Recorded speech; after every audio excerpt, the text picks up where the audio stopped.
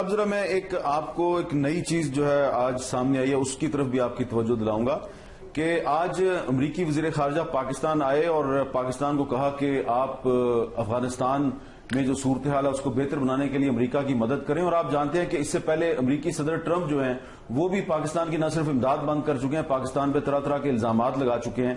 آج جو وفد آیا تھا اس میں زلمے خلیل زاد بھی شامل تھے. زلمے خلیل زاد صاحب جو ہیں وہ بھی نئے ایڈوائزر آن افغان افیئرز بنے ہیں. انہوں نے بھی پچھلے دنوں پاکستان پہ بہت سے الزامات لگائے تھے. لیکن اس ساری صورتحال میں جب ایک ڈیلیگیشن آج اسلام آباد میں تھا امریکہ کا اور وہ پاکستان سے ڈو مور کا مطالبہ کر رہا تھا، تو پیچھے خود امریکہ میں جو صدر ٹرمپ ہیں وہ ایک نئے بحران کا شکار ہو گئے ہیں. ان کے خلاف مشہور امریکی صحافی باب وڈورڈ کی ایک کتاب آئی ہے. اس کتاب کا نام ہے فیئر، یعنی کہ خوف. اور یہ کتاب جو ہے اس نے پورے امریکہ میں نہیں پوری دنیا میں تہلکہ مچا دیا ہے.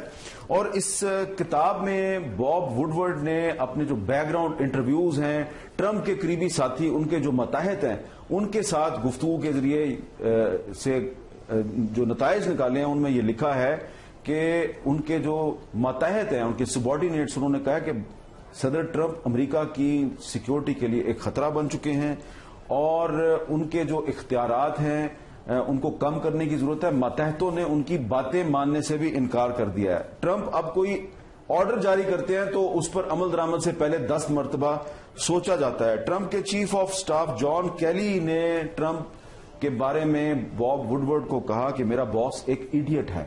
اب جان کیلی نے اس کی تردید تو کر دی ہے، لیکن باب وڈورڈ کہتے ہیں میرے پاس اس کا ثبوت موجود ہے.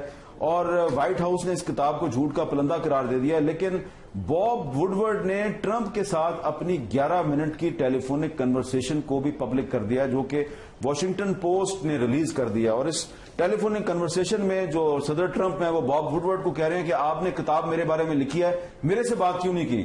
باب وڈورڈ ان کو یہ کہہ رہے ہیں کہ میں نے کتاب لکھنے سے پہلے 6 مختلف لوگوں کے ذریعے آپ سے رابطہ قائم کرنے کی کوشش کی، آپ نے میرے ساتھ خود رابطہ نہیں کیا. تو اب جو صدر ٹرمپ ہیں بہت پریشان ہیں ساری صورتحال میں.